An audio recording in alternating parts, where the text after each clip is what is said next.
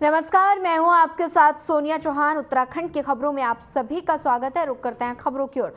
लोकसभा चुनाव में मोदी लहर और बीजेपी को रोकने के लिए विपक्षी दल एक साथ प्रचार करते हुए दिखाई दे रहे हैं। वहीं आपको बता दें कि इंडिया गठबंधन के तले आम आदमी पार्टी और अन्य विपक्षी दल कांग्रेस प्रत्याशी प्रदीप टम्टा के लिए वोट अपील कर रहे हैं। अल्मोड़ा विधायक मनोज तिवारी ने कहा कि आम आदमी पार्टी और कांग्रेस एक साथ कैंपेनिंग कर रही है और कांग्रेस राज्य की 5 सीटों को जीतने जा रही है। बता दें कि अल्मोड़ा की तस्वीरें हैं जहां पर विधायक मनोज तिवारी ने जानकारी दी और साथ ही विपक्षी दल कर रहे एक साथ प्रचार। ये प्रदीप टम्टा के लिए मांग रहे वोट। अल्मोड़ा की तस्वीरें हैं जहां पर प्रदीप टम्टा के लिए वोट मांगे जा रहे हैं। विपक्षी दल लगातार प्रचार कर रहे हैं।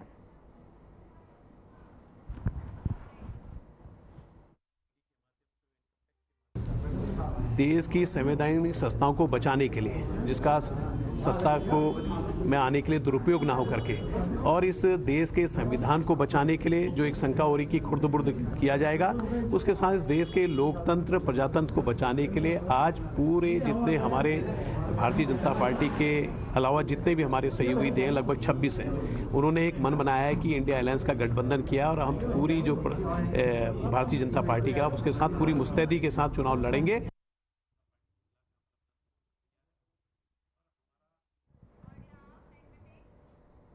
अगली खबर राजधानी देहरादून से है, जहां जनरल वीके सिंह बीजेपी प्रत्याशी माला राज्य लक्ष्मी शाह के चुनाव प्रचार के लिए पहुंचे थे।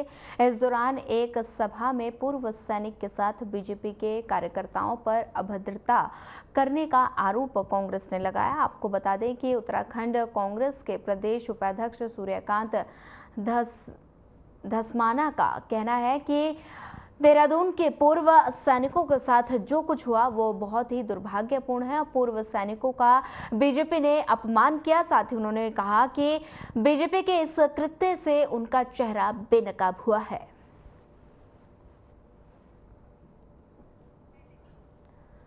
कांग्रेस ने लगाया बीजेपी पर कई आरोप और साथ ही बता दें कि पूर्व सैनिकों के साथ अभद्रता का आरोप लगाया गया है और सैनिकों के साथ जो हुआ वो दुर्भाग्यपूर्ण है। देख सकते हैं आप तस्वीरों में, जिसका वीडियो लगातार वायरल हो रहा है। सैनिकों के साथ अभद्रता का आरोप लगाया गया है। कांग्रेस की तरफ से बीजेपी पर कई तरह के आरोप लगाए गए हैं।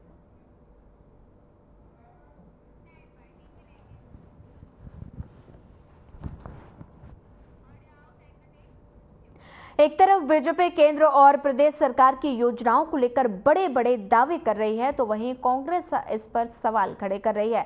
वहीं आपको बता दें, कांग्रेस का कहना है कि बीजेपी ने अगर विकास किया है तो वो दिखाई क्यों नहीं दे रहा।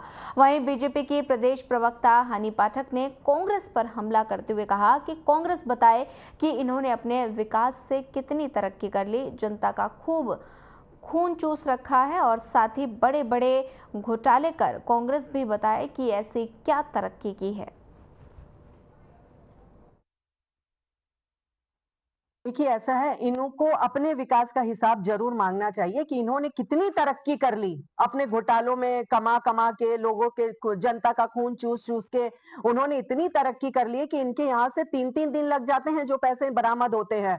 और इन्होंने इतना विकास किया कि इनके पूर्व मुख्यमंत्री श्री हरीश रावत जी ये कहते नजर आए थे कि जिसको जिस विभाग से खाना है खा लो, मैं आंखें बंद कर लूंगा। तो इनको अपने विकास का हिसाब निश्चित जनता से मांगना चाहिए, क्योंकि जनता इनके जो विकास जो आज तक नहीं हुए हैं उसका हिसाब इनको दे रही है।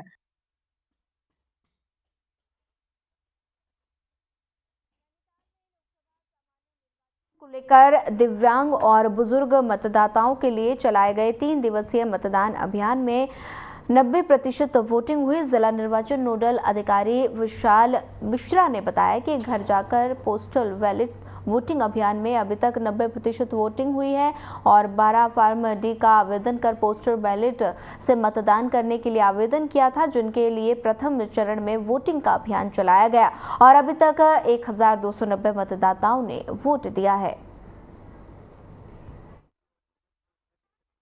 जो घर घर जाकर के मतदान किया जाना था, जिसमें दिव्यांग और 85 वर्ष से अधिक आयु के मतदाताओं को फैसिलिटेट करना था, उसमें 8 और 9 तारीख की रिपोर्ट आज हमारे पास है, जिसमें कुल 1419 मतदाताओं के द्वारा मतदान किया जाना था, जिसमें से 1290 मतदाताओं के द्वारा मतदान कर लिया गया है और ये हमारा 90% से थोड़ा ज़्यादा है और उम्मीद है कि आज की जो रिपोर्ट है 10 तारीख की, उसके बाद ये और प्रोग्रेस आपके साथ साझा कर दी जाएगी।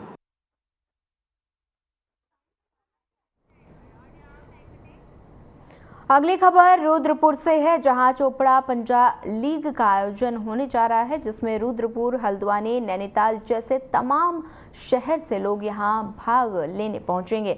और बता दें कि इस कार्यक्रम में लड़के और लड़कियां भी हिस्सा लेंगे। और वहीं प्रेस वार्ता के दौरान मोहित चोपड़ा ने बताया कि 12 मई को चोपड़ा पंजा लीग का आयोजन होने जा रहा है, जिसमें काफ़ी लोगों के पहुंचने का अनुमान है और इस कार्यक्रम में ऑल ऑफ इंडिया से नेशनल प्लेयर्स के पहुंचने का अनुमान लगाया गया है।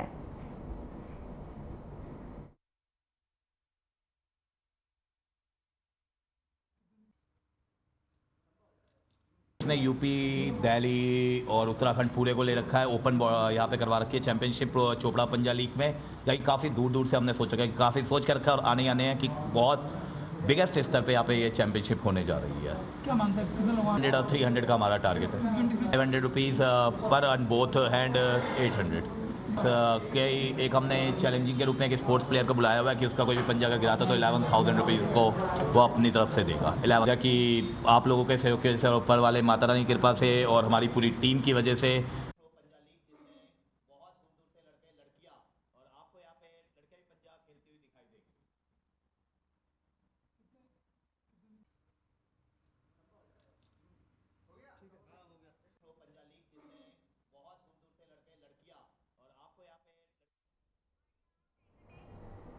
चलिए सीधे लिए चलते हैं ऋषिकेश, जहां ऋषिकेश में प्रधानमंत्री नरेंद्र मोदी की महारैली और देवभूमि में पीएम मोदी की ये दूसरी रैली है। क्या कुछ कह रहे हैं इस रैली को संबोधित करते हुए प्रधानमंत्री नरेंद्र मोदी, आइए आपको सुनाते हैं।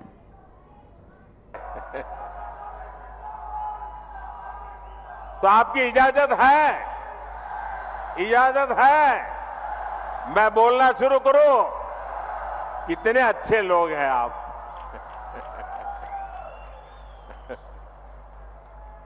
देखिए साथियों, कांग्रेस की कमजोर सरकार सीमाओं पर आधुनिक इंफ्रास्ट्रक्चर नहीं बना पाई। आज देखिए, पूरी सीमा पर आधुनिक सड़कें बन रही हैं, आधुनिक सुरंगें बन रही हैं।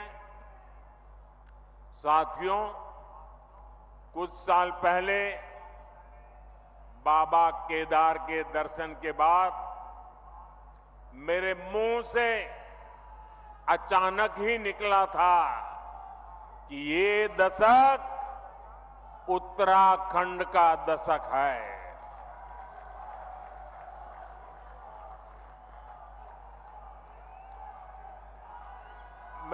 मुझे क्षमा कीजिए, आप शांत रहेंगे क्या?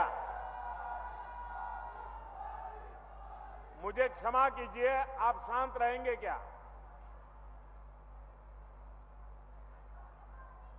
आप कहे तो मैं बोलना शुरू करूं भाई। आपका प्यार, आपका उत्साह मेरी सर आंखों पर, मैंने कहा ना, मैं आपके प्यार को कभी भूल नहीं सकता हूं। लेकिन मैं बोल ही ना पाऊं, इतना उत्साह करोगे तो इतने लोग हैं वो सुन नहीं पाएंगे। मुझे चिंता सबकी है, आपकी भी है। धन्यवाद भैया। हमारी सरकार उत्तराखंड के सामर्थ्य का लगातार विस्तार करने में जुटी है। और इसमें बहुत बड़ी भूमिका पर्यटन की है, यात्रा की है, यात्रा धामों की है। ऋषिकेश तो आसपास के कई राज्यों के लिए, वहां के लोगों के लिए पर्यटन का सबसे महत्वपूर्ण केंद्र है। और एक जमाना था जब योग की पूरी दुनिया में धूम नहीं थी, तब भी दुनिया के कई देश के लोग जिज्ञासु के नाते योग के लिए ये हमारे ऋषिकेश आया करते थे। मुझे याद है, बहुत पुरानी घटना है, मैं एक बार यूएसए गया था। अब मुझे वो इतना इंटीरियर इलाके में मैं गया था कि मुझे कोई वेजिटेरियन खाना में तलाश रहा था। अब मुझे कहीं अता पता ही नहीं मिल रहा था इतने में एक छोटी सी दुकान में एक अमेरिकन नागरिक छोटी दुकान लेके बैठा हुआ था, लेकिन उसके गले में 3-4 रुद्राक्ष की मालाएं थी। तो मैं उसके पास चला गया, तो उसने भी नमस्ते करके मुझे मेरा स्वागत किया। फिर मैंने उसको मेरी कठिनाई बताई, तो उसने कहा आप चिंता मत कीजिए, मैं वेजिटेरियन हूं, मैं आपके लिए कोई प्रबंध करता हूं। और उसने मुझे अपने तरीके से कुछ वेजिटेरियन बना के खिलाया। और उस समय मेरी उससे बातें हुई कि आपने सब कहां से सीखा है ये माला वाला? तो बोले मैं बहुत सालों से ऋषिकेश जाता आता रहता हूं, बस उसी के कारण मेरी जिंदगी में ये बदलाव आया है। ये ताकत है इस भूमि की, ये सामर्थ्य है इस भूमि का। भाइयों बहनों, पर्यटन के क्षेत्र में कोई ऐसा एडवेंचर टूरिज्म हो तो हमारा उत्तराखंड है। राफ्टिंग करना हो युवाओं को यहां है, कैंपिंग करना हो दिलचस्पी अगर उसमें है तो यहां पर है, या फिर आध्यात्म और योग में रुचि रखने वाले व्यक्ति हो, ऋषिकेश आकर हर कोई आनंद से भर जाता है। भाजपा सरकार उत्तराखंड के पर्यटन को बढ़ावा देकर रोजगार के नए अवसर तैयार कर रही है। इसके लिए हमारा फोकस इस बात पर है कि देश के किसी भी हिस्से से पर्यटकों के लिए उत्तराखंड के कोने कोने तक पहुंचना आसान होना चाहिए। इसलिए हम देवभूमि में रोडवेज, रेलवेज, एयरवेज की लगातार सुविधा बढ़ाते जा रहे हैं। यहां ऋषिकेश कर्णप्रयाग रेलवे लाइन पर तेजी से काम चल रहा है। दिल्ली से देहरादून की दूरी भी सिमट रही है। उत्तराखंड के जिन सीमावर्ती गांवों को कांग्रेस अंतिम गांव कहती थी, भाजपा उन्हें देश का पहला गांव मानकर विकास कर रही है। आपने देखा होगा मानस खंड के तीर्थ स्थानों जैसे आदि कैलाश, ओम पर्वत दर्शन के लिए हेलीकॉप्टर सेवाएं शुरू हो गई है। यमुनोत्री, केदारनाथ और हेमकुंड साहब में रोपवे बनने से बहुत सुविधा हो जाएगी। सड़क के रास्ते जो दूरी तय करने में कई घंटे लगते थे, उसे कुछ ही समय में पूरा कर लिया जाएगा। 4 धाम परियोजना के तहत केदारनाथ, बद्रीनाथ, गंगोत्री और यमुनोत्री को लगभग 900 किलोमीटर लंबे हाईवे से जोड़ा जा रहा है।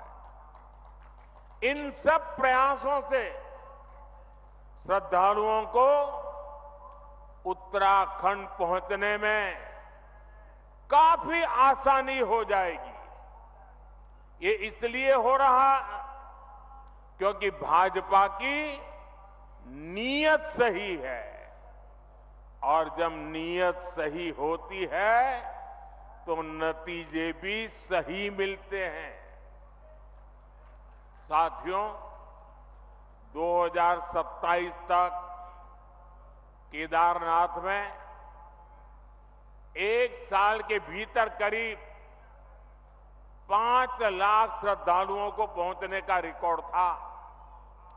पिछले वर्ष करीब 20 लाख यात्री केदारनाथ के दर्शन के लिए आए।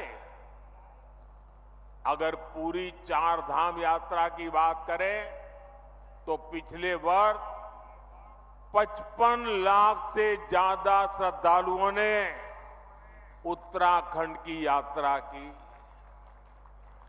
पिछले वर्ष ही मैंने मानस खंड में आदि कैलाश और ओम पर्वत की यात्रा की थी। लोगों को हिमालय में स्थित ऐसी अलौकिक जगहों को देखने का अवसर मिला, तब वहां भी सैकड़ों यात्री पहुंचने लगे हैं।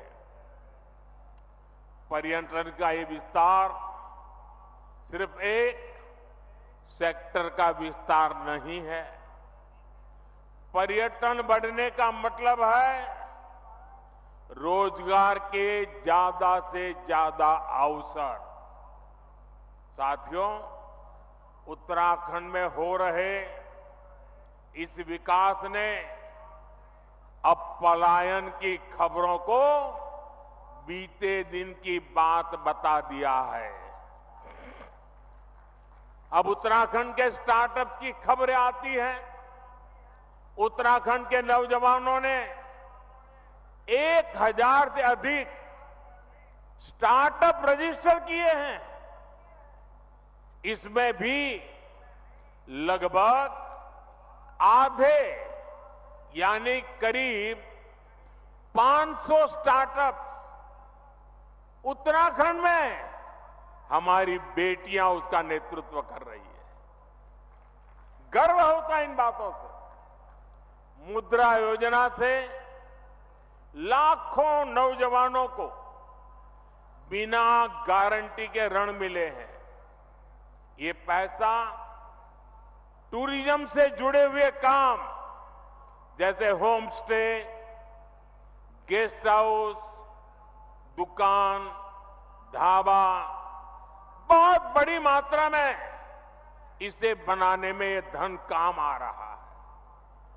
जब कांग्रेस की सरकार थी तो गरीब का, नौजवान का पैसा बिचौलिए खा जाते थे। भाजपा सरकार लोगों के हक का पैसा सीधे उनके बैंक खाते में ट्रांसफर कर रहा है। उत्तराखंड के किसानों को पीएम किसान सम्मान निधि का 2600 करोड़ रुपए से अधिक उनके खाते में जमा हो चुके हैं। कांग्रेस की सरकार होती तो ये सब कुछ लूट जाता। ये लूट मोदी ने बंद की है और इसलिए मोदी पर उनका गुस्सा 7वें आसमान पर है और इसलिए कुछ भी बोलते जा रहे हैं। और जब मैं कहता हूं, जब मोदी कह रहा है भ्रष्टाचार हटाओ, तो वो कह रहे हैं भ्रष्टाचारी बचाओ। आप मुझे बताइए साथियों, भ्रष्टाचार हमारे देश के लिए विनाशक है कि नहीं है? आपके लिए विनाशक है कि नहीं है? भ्रष्टाचार खत्म होना चाहिए कि नहीं होना चाहिए? इस देश को भ्रष्टाचार से मुक्ति मिलनी चाहिए कि नहीं मिलनी चाहिए? क्या मेरे जैसे व्यक्ति ने ईमानदारी से कोशिश करनी चाहिए कि नहीं करनी चाहिए? इसलिए कितनी ही मुसीबतें झेलनी पड़ी, आपके आशीर्वाद बने रहेंगे ना? आपके आशीर्वाद बने रहेंगे ना? ये आपके आशीर्वाद है कि मैं इतनी बड़ी लड़ाई लड़ रहा हूं।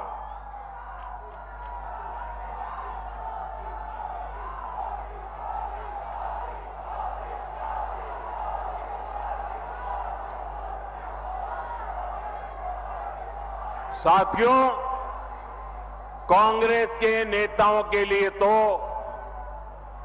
पहले दिल्ली का शाही परिवार और फिर खुद का परिवार, यही सब कुछ कांग्रेस की परंपरा में है।